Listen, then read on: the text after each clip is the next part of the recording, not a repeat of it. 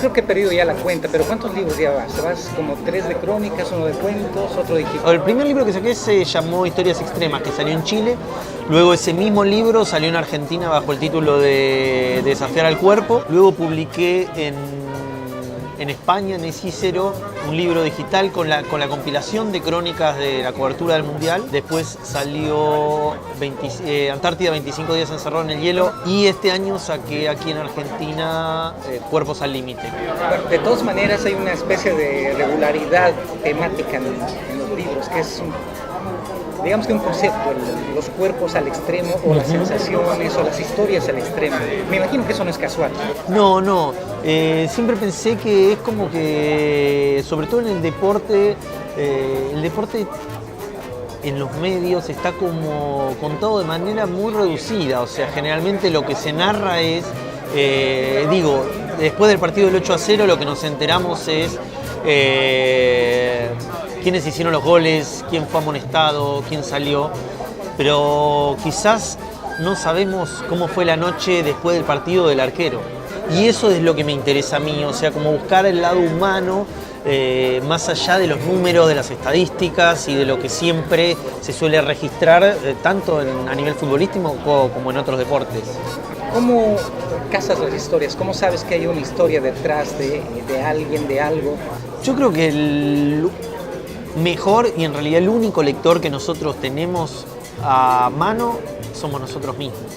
Y en función de eso tenemos que confiar en nuestra intuición. Esa es la única forma que tenemos nosotros de conseguir y elegir cuáles son las buenas historias, confiar en nuestra propia curiosidad.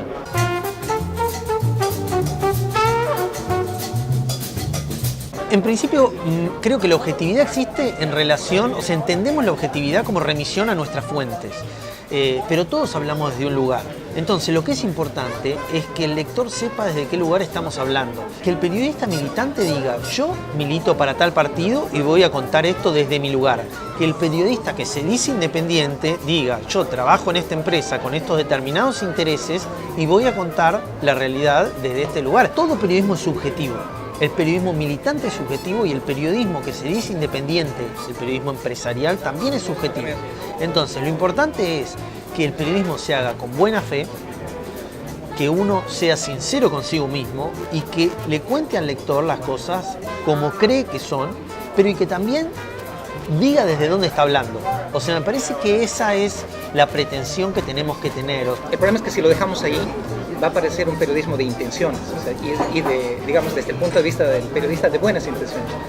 Yo te voy a contar lo que vi, voy a ser lo más honesto posible, reconozco mis limitaciones, no creo en la objetividad, ¿no? Te estoy encuadrando la realidad, pero tiene que haber una especie de regla en la que vivimos todos, tanto lector como periodista. Totalmente, digo, lo que subyace a todo esto es una cuestión de chequeo de las fuentes, de cruzamiento de datos, de esto que lo doy por sentado, porque para mí el periodismo, tanto de crónica como el buen periodismo, implica este tipo de cosas. Es que yo creo que el periodismo narrativo y la crónica tiene tanto prestigio porque a fin de cuentas no es otra cosa que periodismo bien hecho.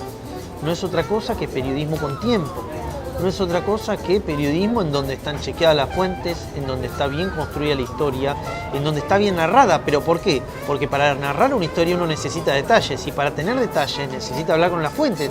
Uno puede escribir haciendo 2 llamados por teléfono una nota para un diario, pero uno no puede narrar con detalle una escena si no entrevista a cada una de las personas que estuvo en ese lugar y evalúa qué parte de lo que están diciendo es cierto, qué parte no es mentira. De hecho, yo no entiendo el periodismo narrativo, la crónica sin una investigación profunda. Hay historias que se pueden contar y otras que no se pueden contar. Por ejemplo, si vos te había tocado vivir una situación similar a la de Talis con el diario del Boyer, ¿habrías publicado un libro así? No, definitivamente. Yo creo que hay un grave error, me parece, a nivel editorial. Yo creo que ese libro no tendría que haber sido publicado como fue publicado, porque lo que se le está diciendo al lector que conoce la historia, y la mayor parte de los lectores conocen la historia, es: te estoy mostrando como novela una historia que en realidad es verdad, aunque en el medio hay un mentiroso. Y yo creo que lo que habría que haber hecho es que ese libro fuera una crónica en donde el narrador aceptara que había sido engañado. Y me parece que eso hubiera sido mucho más interesante, mucho más arriesgado y mucho más entretenido para leer. Porque, pero Talís acepta que ha sido engañado. Pero no en el libro. ¿En el libro? En el libro de lo hecho, pone en el libro nos enteramos de que... Pero lo pone en el prólogo. Ah, claro. O sea, de hecho el libro se publica como una novela. Ahí está el tema. O sea, la diferencia entre una crónica, entre una historia que... A ver, el año del pensamiento mágico es una crónica. ¿Podría haber sido una novela? Podría haber sido. O un ejemplo al revés. Crónica de mi familia, de Vasco Pratolini. Se leyó siempre como una novela, pero sin embargo era una crónica. Es una carta que él le escribe a su hermano y él en el acápite lo dice. Sin embargo, siempre se leyó porque lo que cambia en ese caso es el pacto de lectura con el lector. No hay otra cosa, los recursos son los mismos. Lo que hay detrás es la experiencia del autor. Entonces, uno solamente como lector puede saberlo de acuerdo a cómo se presenta el libro. ¿Es posible vivir como periodista contando historias? Yo creo que tendría que ser posible. Que lamentablemente eso no depende de los periodistas que cuentan historias, ni de las ganas de esos periodistas que tienen de contar historias, porque si dependiera de las ganas de los periodistas para contar historias, seguramente muchísimos periodistas podrían vivir de eso.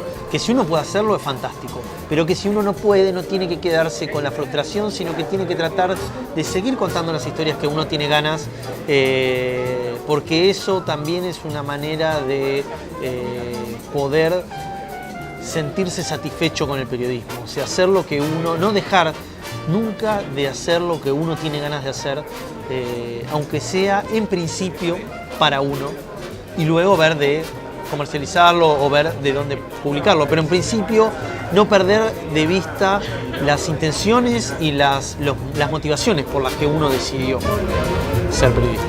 Muchas gracias. No, por favor, gracias a ustedes.